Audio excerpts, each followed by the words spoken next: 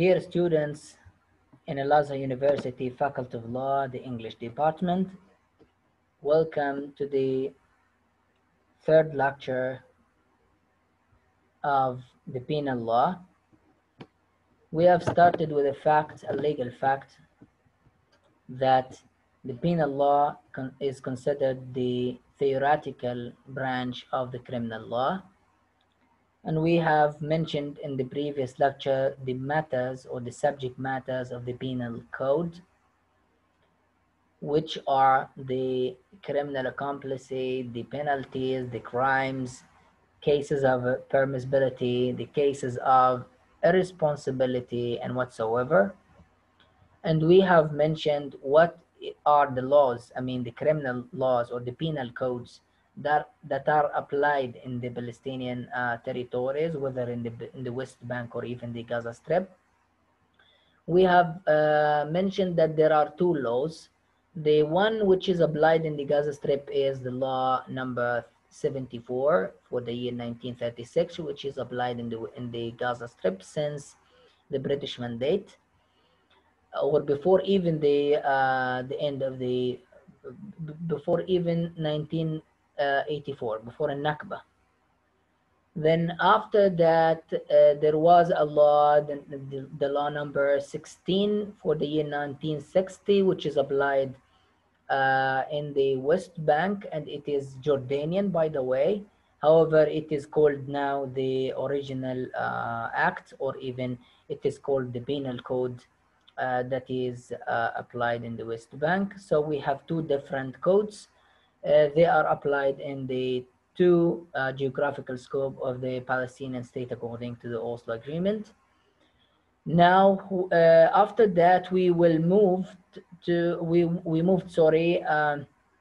the main subject matters of the penal code, which is the legality principle, which means that no crimes without legal text, and no penalty without a legal text. And we have mentioned that the legal term, or the Latin term, which reflects the legality principle is nullum crimen sine lege and nullum poena sine lege. And we defined what do we mean by the legality principle, and we have shown that all of the international conventions and documents, and even the Islamic Sharia and the basic law here in Palestine in Article 15, they adopted the principle of the equality of crimes and penalties, stipulating that no crimes and penalties or punishments without a legal text, right? And we also talked about the justifications of the principle. Even the name of the lecture, the previous lecture, was the justifications of the principle of the legality of crimes and penalties. And we have mentioned that there are three kinds of justifications: political, psychological, and the latter one is a logical justifications. Now we will move to to a new topic, which is the evaluation of the legality principle. Well, to evaluate something, it means to say whether it is good or it has some shortcomings, or if there any kind of criticism that is directed to the legality principle.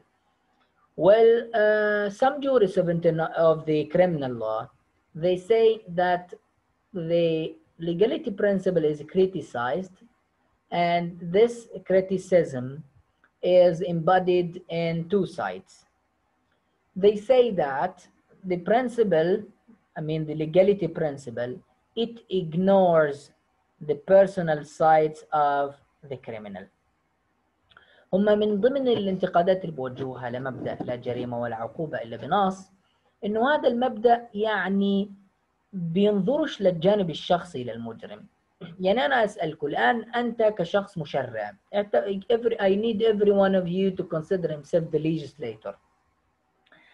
And I demanded from each legislator from you to put a legal text which criminalizes the act of killing. So every one of you would put the legal text which criminalizes the act of killing without knowing previously who would be the criminal who will commit the crime of murder in the future, right? When I put the text, I don't know previously who will be the criminal, right? This is correct. Now, let we say that you put the legal text. After years, a person, he was like astonished when he found his wife sleeping with another man. So he killed his wife and he killed the person with her. Now in this case, this person committed the crime of killing or the crime of murder. Correct? Correct. Okay. Now you will give him a penalty without taking into consideration the circumstances in which he committed the crime of killing or the crime of murder. Well, okay, let me give you another example, but keep in your mind the first example, the man who killed his wife. Now, a person was playing cards with his friends, and he was irritated because of the conduct of his friends, because they were laughing at him or something. So he took his pistol and he killed his friends. Now both the first example and the second example, they talk about a crime of murder. However, you would give them the same penalty, because when you put the crime of murder legal text, you put the crime and you put the penalty at the same time. You said, for example, who kills another person, he must be punished with, for example, capital punishment. So both persons must undergo the penalty, which is the capital punishment. Now, when you put the legal text, you did not take into consideration the personal sides of the person who will commit the crime that you mentioned in the penal code. That's why they say that the principle ignores the personal side of the criminal. This criticism actually is not a correct one. But before giving you the answer why the criticism is not correct, I would read here so that we do not miss any idea or point. Then after that, I will give you the answer. Now, some jurists fought this principle on the basis that the legislator, once he phrases the criminal text، مشرع لما بحط النصوص بيعرفش مين قبل حيكون مرتكب الجريمة. He focuses on the material side of the crime. هو بركز على ماديات الجريمة وأفعالها without giving care to the personal side of the criminal. This may be logical because the legislator, when putting the criminal text, he doesn't know who will be the criminal previously. هو ايش بيعرفوا اللي بيضع النصوص التجريمية مين اللي حيرتكب الجريمة في المستقبل؟ بيعرفش. وبقول انه هذا الفعل مجرم عقوبته كذا. ماليش علاقة ايش بالظروف الشخصية تبعته. Now this criticism is correct but it is no longer accepted. يعني هو انتقاد زمان كان صحيح بس اليوم مش صحيح. Simply because the judge is no longer a machine which distributes the penalties without looking to the person's side of the crime, of the criminal. Look, in the ancient times, the criminal texts, it includes the crime and the penalty. So everyone commits the crime, everyone who commits the crime, he must undergo the punishment included within the legal text without taking into consideration the personal sides of the criminal. So the persons in the first and the second examples that I mentioned previously, both are killers. The one who killed his wife and the person who killed his colleagues. Both are killers and they must be punished with capital punishment, despite the fact that the first person must, the personal status of this person or the personal circumstances of this person must be taken into consideration. I shall give him a punishment that doesn't reach the capital punishment. However, the other person who killed his colleagues must be punished with capital punishment simply because he doesn't have the right to kill them. He is not in a position which makes me as a judge minimize the punishment or the penalty of him. So that's why we can say that this criticism was accepted in the ancient times. However, now the judge is not a machine, because the judge must take into consideration the personal sides of the criminal. And let me here give you some information regarding this point. I need you to focus here because I want to write something really important. I will use now the writing method in the Zoom. Well, we have actually uh, three types of crimes. But before telling you what are these three types of the crimes according to their gravity, I would like to tell you something. Now, the criminal text in the penal code, it has the crime and it has the penalty. The penalty is not a specific number. Like, let me give you an example here. If you go to Jordan, for example, he will say anyone who steals, you will not find it literally, but the idea. So anyone who steals another is guilty. He is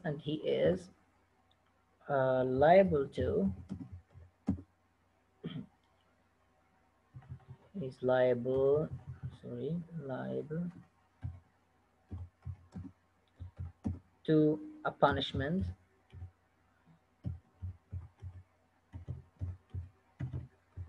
between 1 to 3 years of imprisonment. Look at this text.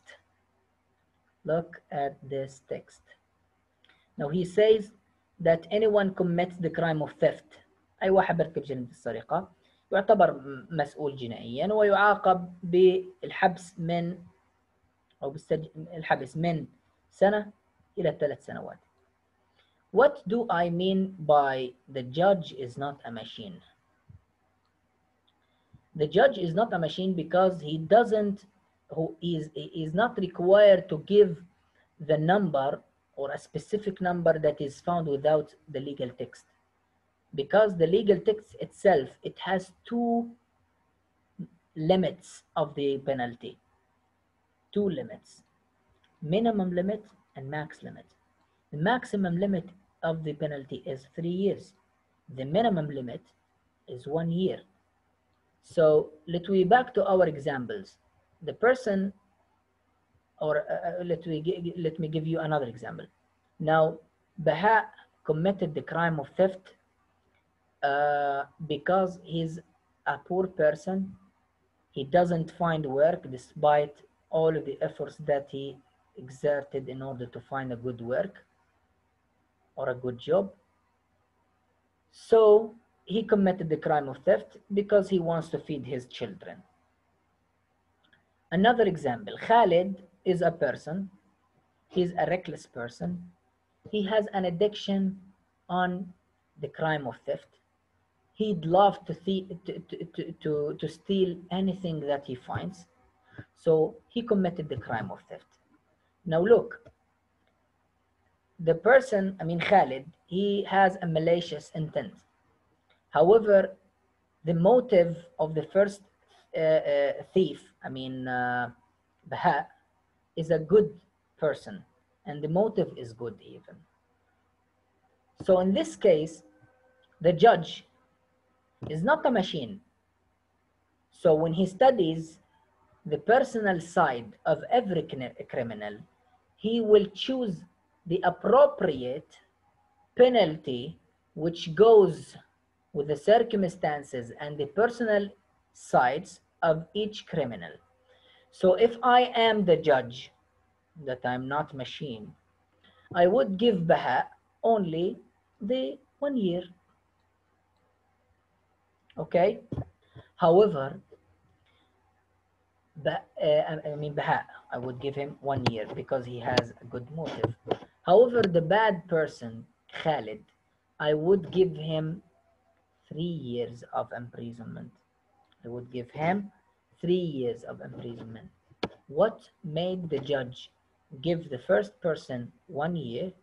However, he gave the other person 3 years simply because he studied the case of every criminal and he took into his consideration the personal side of the crime and the criminal.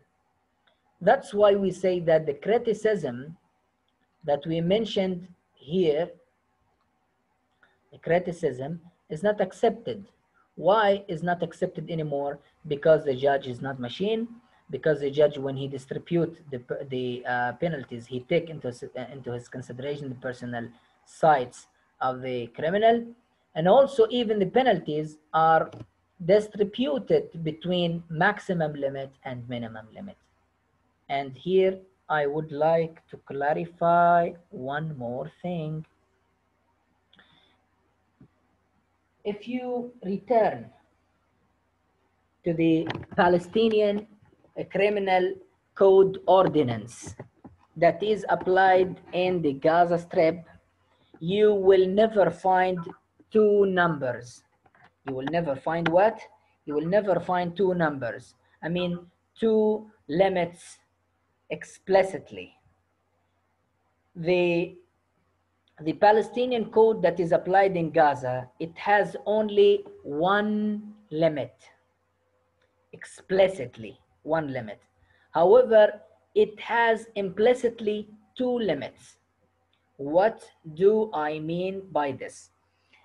ممكن واحد فيكم بكرة يروح يقرأ قانون العقوبات، لأنه أنا طبعا حقرأ لكم نصوص من قانون العقوبات وحستخدمها خلال شرحي، فبدي إياكم هيك معايا تمسكوا قانون العقوبات هيك تبقوا وتحاولوا انه يعني تدوروا على الحد الاقصى والادنى اللي انا تكلمت عنهم قبل قليل. طبعا في القانون الاردني في الحدين واضحين والقاضي بيلعب بينهم، بس في قانون قطاع غزة هل في حدين؟ انا بقول صراحة بالنص في حد واحد اللي هو الماكسيمم، في حين المينيمم انت بتفهمه ضمنيا. ايش اللي بقصده بذلك؟ في قطاع غزة النصوص كالآتي يا اخوان، بيجي بيقول لي everyone he steals another person is guilty، بيجي بيقول لي is guilty of a misdemeanor، بكون مسؤول عن جنحة يعني، and he is liable to 3 years of imprisonment. سؤال لكم، إذا كان هذا النص هو الموجود عندنا، وين الحد الأقصى وين الحد الأدنى اللي القاضي ممكن يلعب بينهم؟ هل وجود الرقم هذا معناته إن القاضي ماشين and he has to apply the penalty which is the 3 years؟ well actually no. هذا عبارة عن الماكس، يعني هذا نكتب عليه الماكسيمم ليميت، وخلينا باللون الأحمر نقول إنه هذا هو عبارة عن الماكس ليميت. طب وين المينيمم ليميت؟ المينيمم ليميت بنفهمه من عبارة misdemeanor. Misdemeanor is one of the kinds of crimes according to the gravity of the criminality. Let me write them here. We have 3 different types of the crimes according to their gravity or gravity. Number 1, the contravention. الكونترافنشن يا جماعة هي عبارة عن مخالفة. عبارة عن إيه؟ هي عبارة عن مخالفة، والمخالفة حسب القانون المطبق في قطاع غزة معاقب عليها between 24 hours of imprisonment to 1 week. اوكي، ما بين 24 الى اقل من اسبوع، يعني اسبوع، يعني لا يزيد عن اسبوع، هاي القصد، اسبوع بالضبط لا يزيد عن اسبوع. نمبر 2 misdemeanor، واللي احنا بنسميها الجنحة، واللي معاقب عليها between 1 week to 3 years of imprisonment. 3 years of imprisonment. And number 3 is the felony اللي هي الجنايات، واللي معاقب عليها بالسجن more than 3 years، يعني 3 سنوات and so on. Look, how do I know the minimum limit here? By looking for the type of the crime. If it is misdemeanor, then what is the minimum limit of the misdemeanor? It is 1 week. So the judge can choose the penalty between two limits. Explicit limit واحد صريح مذكور صراحة بالنص اللي هو 3 years, and implicit limit which is the 1 week because it is misdemeanor. If he says مثلا هنا 4 years, then the 4 years here is the max. وطبعا حيكون حاطط لي كلمة felony هنا، فحقول الفيلوني هي ايه؟ 3 سنوات اللي هي الحد الأدنى. So the penalty would be between the max and limit. The max is 4 years, the limit is, the minimum limit is 3 years. Okay, so that's what I wanted to say here, that both the Palestinian code applied in the Gaza Strip and the Palestinian code applied in the West Bank, they both have minimum and max limit, and the judge is not a machine, so he can distribute the penalties between these two limits. Okay, أتوقع أعطيت هذا الكلام أكثر من حقه هنا. So the first criticism is that the principal ignores, put S here, the personal sides or the personal side of the criminal. The second criticism that is directed to the principle of the legality is that the principle is not sufficient for the protection, or is not sufficient for the protection of the community. So it's not sufficient for protection of the community. It doesn't provide sufficient protection for the community. المبدأ بوفرش حماية كافية للمجتمع. يا ترى لماذا يقول المؤلف ذلك؟ لماذا يقول المؤلف ذلك؟ تعال نتبع واحدة واحدة ونرى الأسباب التي تقف وراء هذا الادعاء. It is said that the principle is not sufficient to protect the community because it doesn't nominate all kinds of crimes. يا سلام. بقول لي إنه هل قلت المشرع لما بحط الأفعال اللي بالمجتمع بالشكل جريمة، ما هو أصلا المشرع يعني مش حيحصر كل الأفعال اللي بتشكل جرائم في المجتمع، يعني حتضل بعض الأفعال غير مجرمة ببساطة لأن المشرع لم يتنبه لها، فستبقى هذه جرائم موجودة في المجتمع وخارج نطاق التجريم والمجتمع بده يضل يعاني منها. So it's made that there are acts constitute crimes. The book is full of grammatical mistakes simply because it's not reviewed yet, and it is a preliminary book, so you may find some problems regarding the grammar. Okay, so it's made that there are acts constitute crimes in its nature, but it is not in the law because the penal code doesn't include it.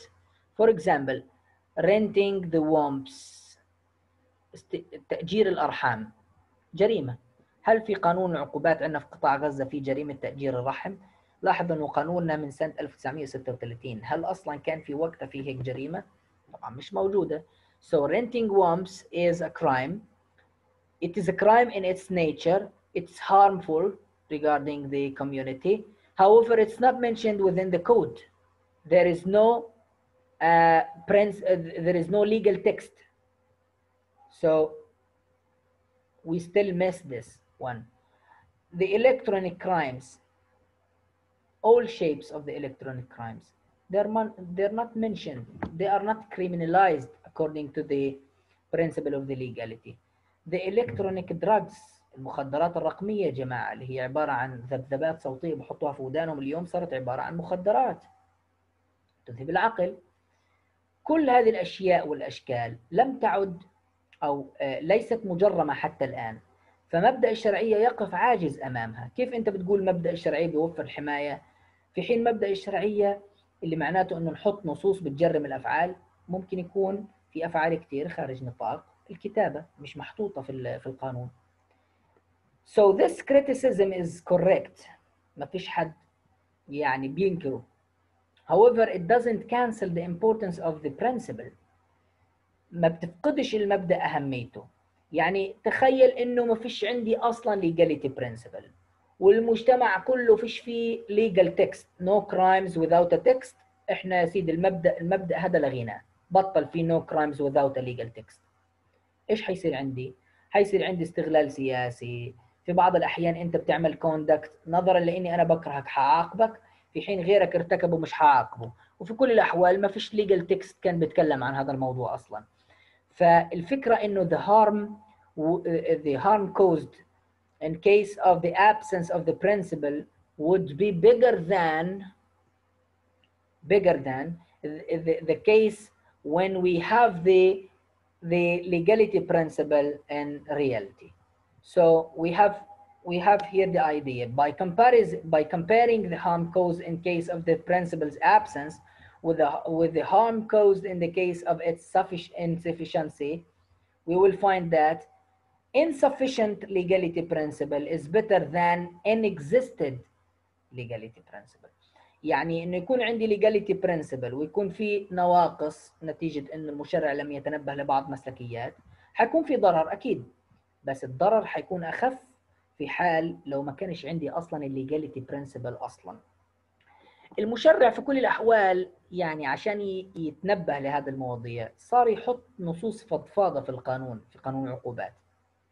فمش ضروري يجي يقول لي والله كل من سرق من مسجد، لأنه ممكن ينط لي واحد يقول لي طب if someone steals something from the church or from the synagogue، واحد سرق من كنيس أو من كنيسة، يعني كنيس يهودي أو بكنيسة يهودي أو بكنيسة مسيحية، هيجي يقول لي إنه والله هذا لا تعتبر سرقة لأنه ما سرقش من مسجد، في حين النص بيقول anyone who steals something from a mosque. لاحظ انه الليجل تكست له علاقه بالموسك، مما يعني انه اذا الستيلينج كانت من مكان ثاني معناته انه there is no legal text regarding it and it's not crime. المشرع تنبه لهذه الموضوعات. That's why he started to use wide phrases which include things that were not in the legislator's mind when he put the legal text. Like what? Like place of worship، حط من سرق من أماكن العبادة، whether it is mosque, synagogue, church, or the harmful stuffs، المواد المضرة. مش لازم يقول لي يسمي لي كل واحدة بوحدتها، بقول المواد المضرة أيا كانت، whether it is drugs, it is drinks, anything. dangerous tool، الأدوات المؤذية، يعني مش ضروري يقول لي anyone who kills another person with a knife. طب افرض قتلوا with a pistol. So that's why the legislator says or uses the wide phrases which includes things that were not in his mind when he put the legal text. So dangerous tool, violating the general modesty، الأفعال المنافية للحشمة أو للحياء في المجتمع. مش ضروري يعدد لي الأفعال، أوكي؟ لكن على الأقل المشرع بيكون حط أفعال أو أسماء ممكن يعني تنطبق على أشياء لم تكن في ذهنه وقت ما وضع النصوص. حتى سرقة الكهرباء يا جماعة، المشرع عندنا بيقول anyone steals something that belongs to other. المشرع أكيد في هذاك الوقت كان بيقصد السرقة العادية مش سرقة الكهرباء، لكن هذا النص نظرا لأنه فضفاض and he is talking about property whether the property is something tangible ملموس or intangible أو مش ملموس like the electricity. So the property is a wide phrase which includes not only the tangible things but also the intangible things like the electricity, like stealing the internet, for example. So this is the solution for this criticism. This is the solution for the second criticism. So that's all regarding the criticism, regarding the evaluation of the legality principle. Thank you for your patience, and I will see you inshallah in the coming lecture. Thank you again and goodbye.